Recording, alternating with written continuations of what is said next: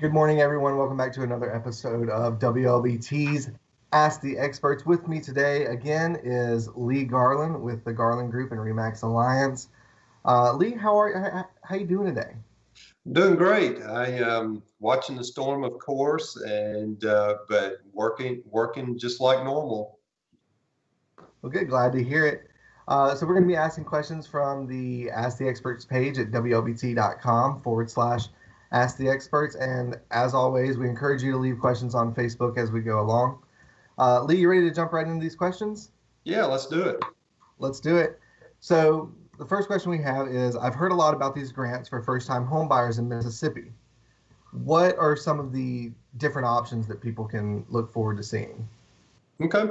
Well, the first-time home buyer grants are really neat products. They allow the first-time home buyer to come into a property without having to put 20% down. And matter of fact, a lot of your not and that's kind of a misnomer. People think they have to have 20% to buy a house. And the truth is there's a lot of programs out there under FHA where you can come in and buy a house with 3.5% down payment. But the first-time homebuyer grants give additional incentives to help pay some of the closing costs involved if the seller is not willing to pay it on your behalf.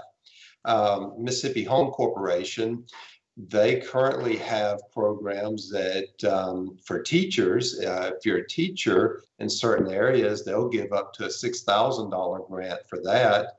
And if you have a disability, you can get upwards of $15,000 grant through Mississippi Home Corp. What I would encourage people to do to see which product best fits their needs is to contact the Mississippi Home Corp or go to their website, MississippiHomeCorp.com, MHC.com, I believe is the address, and see what best fits their needs, because it's not a one-size-fits-all program, but there are some very good incentives to help first-time home buyers and getting into a property with little money down. Right. The next question was going to be, what course of action would you recommend to get the home grant? But I think you just said it there. Okay. Good. All right. What are some of the requirements that you would need to apply for one of the home grants? There are some income limitations to some of these grants, and there are a number of grants out there. There are some income limitations, but the requirements are going to be, you're going to have to have a credit score that of 580 or higher to qualify for an FHA loan. You are also going to have the income necessary to pay the mortgage. And the first-time home buyer is a little misleading as well. Doesn't mean it's the first home that you've ever purchased. It just means that some of the guidelines are you could qualify as a first-time home buyer if you've not owned a home in the last 3 years. So again, the programs are so unique and specific that our show today would be about 8 hours long to go in all the details and trying to cover all the highlights. And it would be worth a phone call to talk about the person asking the questions, talk about their specifics to see what best fits them, because it may be that one program is not right, but the other program is. Okay. So someone asked, if I put down escrow money on a home and it is not a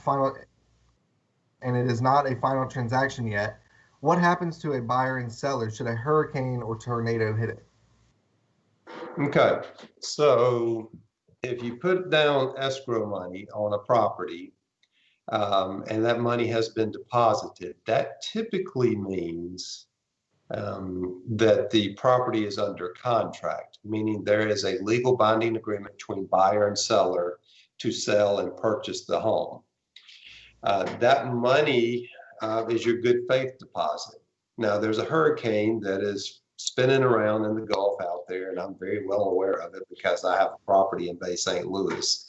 That hurricane spinning around in the Gulf, if it damaged the property, Mississippi has a statute that says if a property is not in the same condition as you contracted on it as when you originally contracted, the seller would have to update you to the changes to the property.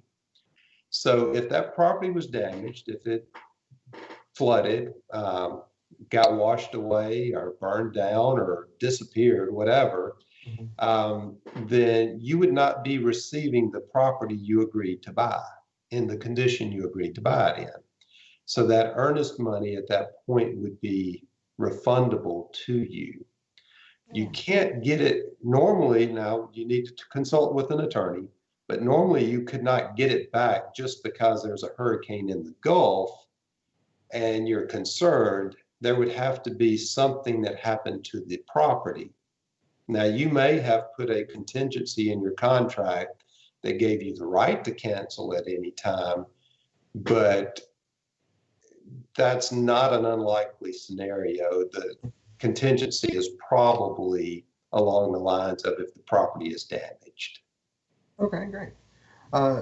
I just graduated college and I have a good job, although I do not have a long history of credit, and am I able to purchase a home on my own? So there are lenders out there that will certainly give you a loan. And with that loan, as long as you have good credit, you don't have to have a long history of credit. You just need to have a good credit score. 580 is the minimum for FHA. 580, 600 is the minimum for an FHA loan, which is the most lenient of credit scores. So if you have a 580 or higher, it's a good possibility you'll be able to get a loan. Now, your tenure at your job, some lenders are going to want to see 6 months, but there are a number of lenders that all they require is that you have your first paycheck from that new employment. So it's going to be a lender-specific question, and based upon the amount of the amount of the loan you're doing and the money you have to put down. Okay. Let's see. Do I have any options on my house that is going into foreclosure or about to? Can I sell my house to stop the bank from putting chains on the front door? Yes. Depends on how far into the foreclosure process you're in. But if they have not, if you've received your first notice or your second notice, and as long as the house has not gone to the courthouse steps to be auctioned off, there are steps that you can take. You can ask the bank if you can do a short sale on the property. In other words, sell it for less than what's owed on it and have that debt forgiven. You could catch the mortgage up. Now, most likely the bank is not going to take a partial payment. They're going to want the full payment of past due amounts plus the current amount due. But contact a real estate agent, contact your mortgage company, let them know that you want to work with them to get the property sold before it's foreclosed. And most banks will help. Now, COVID-19 is going on right now, and there is a moratorium against evictions on mortgage. So a mortgage company cannot foreclose on you currently with that moratorium in place. So I doubt seriously that you're going to have chains put on your door through the end of the year due to the moratorium that's in place with COVID-19. Is this one of the situations where you would come in and buy the property? It could be. We would love to come out, take a look at it. And it may be that we can give you enough to satisfy your mortgage or really close so that you can sell it without having that foreclosure, which will help your credit. Having a foreclosure on your credit is a very bad thing. So it may be that we could save you from that.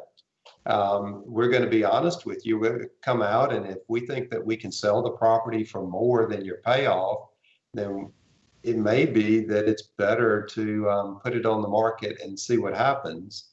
But if you just want to get out and want us to buy it right away, We have a program for that. We're not going to pay retail for a property under our buy it now. We're investors when it comes to that, and we like to make 10 to 20% profit on our money in those situations. But if we think we can sell it for more in the time frame necessary for you, we'll give you that advice and put it on the market and make it happen. Can you go into a little bit more detail about the We Will Buy It guarantee that you give? Sure. So with our program, We Will Buy It, you can go to WeWillBuyIt.com and get more information on the program. But what we do is we give our sellers three options. We have our traditional marketing plan where we use aggressive marketing techniques to sell the property for the highest amount possible, while you control the price. We have a guaranteed sale where we give you assurance that at the end of the listing agreement, if it hasn't sold, we'll buy it for a predetermined price. But I will tell you that price will be most likely a little less than using our aggressive marketing retail plan. And then we have the buy it now. List with us. You want the buy it now offer. You don't want to go through a bunch of showings and inspections and stuff like that. List with us. Check the box saying you want the buy it now offer. Within 72 hours, you'll have an offer from me on your property. Again, that offer is not a retail offer. I want to make 10 to 20% profit on the minimum when I purchase it, because I'm not buying it to live in it. I'm buying it to resell and make a profit on. But we'll give you that offer so that you can be done with the property, not have to jump through a bunch of hoops of inspections and appraisals and wondering if the buyer qualifies. We'll go ahead and take it, go ahead and buy it, and let you move forward with your plans. So it sounds like you have a deal for every situation that would be present if needed. Yes, absolutely. Awesome. Carolina Wells wants to know, are there any grants to put a handicap bathroom in your home? Yes, there are some grants out there. Mississippi Home Corp actually has one where you can get upwards of $15,000 to modify that property or help with assistance. That would be a great place to start. All right. Well, there you go, Carolina. What steps can I take to avoid my home sale from falling through? So to make sure there's no guarantee. I've heard it said several times that there are no guarantees in life other than taxes and death. Some of the things that you can put in place to help assure that your sale doesn't fall through is to make sure the buyer is qualified. There's no lender out there today that's going to give an unconditional approval for your average buyer. So make sure they're qualified. Make sure the home has been up and it doesn't need any repairs. It's priced appropriately so that it meets the appraisal guidelines. And it's just digging deep into the buyer's situation and making sure the property is in good condition will help get it to the closing table. Well, so speaking of good condition with COVID-19 now, what are some precautions that people selling or buying homes should take when viewing properties or showing properties? So most agents are going to require that the buyer and seller, the prospective buyer and seller, sign a COVID-19 waiver. That waiver informs all parties that although we're going to take precautions to encourage everybody to wear a mask and not touch anything that's not theirs, that you are taking a risk. But for my company as a whole, we provide masks, we provide gloves, even booties. We ask our buyers and our sellers if they've had any signs or symptoms of COVID-19, been exposed to it recently, and we inform those. We'll inform you if that's been the case. We have video options and Zoom options and Skype options so that we can meet remotely if necessary. We can even schedule appointments where we can go and actually video or FaceTime buyers into the house where they can see it without stepping foot in such property. Social distancing is practiced. We're currently not allowing people to ride in the car with us, or we're not riding with people in their car. Social distancing is important there. Veronica Foster asks, how long does it take for a loan process with the VA Home Purchase Board? VA Home Purchase Board is a very unique product. It's one of the best products in the state, in my opinion. Normally you're looking at 6 to 8 weeks, though. It's a little bit longer than a traditional loan, but the interest rate and the cost involved with that loan are second to none. Well, there you go, Veronica. Where would she go to get the VA home purchase or find information about that? The Mississippi Home Purchase Board, Veterans Home Purchase Board, is located in Pearl off Highway 80. Okay. So you can Google Mississippi Home VA Veterans Purchase Board and call them up directly there. I don't have their number memorized by heart, but just Google Mississippi Veterans Home Purchase Board. Their number's there. They have a place where you can request an application online. Great product. All right. Well, high praise coming from Lee Garland. Veronica, I hope that answered your question. Next we have, it seems as if no one wants to show a property without a qualification letter. Why is that? So there's several things that come into play there. One is safety. Real estate agents want to make sure that they're providing a safe environment and that they are safe. There are numerous cases and the numerous incidents that happen all across the United States where agents are taken advantage of, meaning that they are physically harmed by showing property to people who they don't know. The pre-qualification letter helps assure that agent that the buyer is a serious buyer. Secondly, some sellers require that the buyer be pre-qualified before viewing their property. And of course, with COVID-19, agents want to know that their buyer is a serious buyer as well, because they're reducing risk.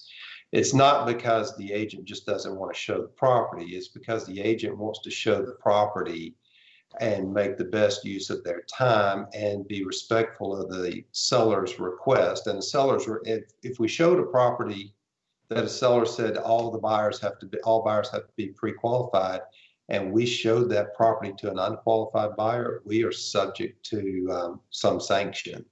Oh, wow. So we would be showing that property under false pretense.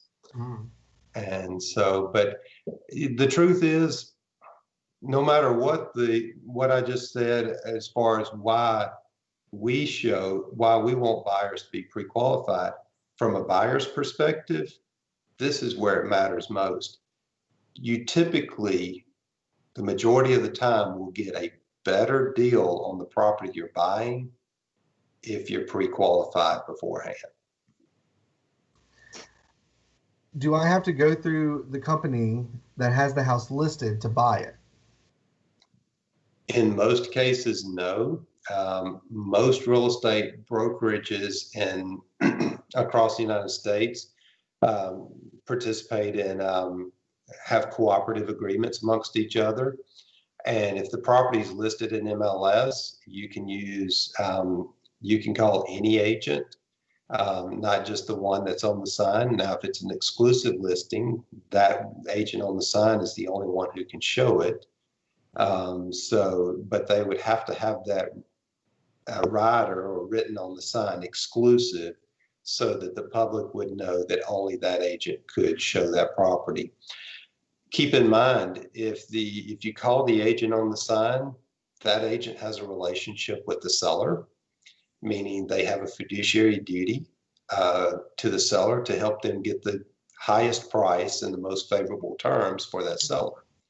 So if the agent doesn't tell you who they work for or their name is on the sign, chances are they don't work for you, the buyer, and their job is to get as much of your money as possible and give it to the seller. So I would suggest getting representation and calling an agent who offers such, like us at the Garland Group.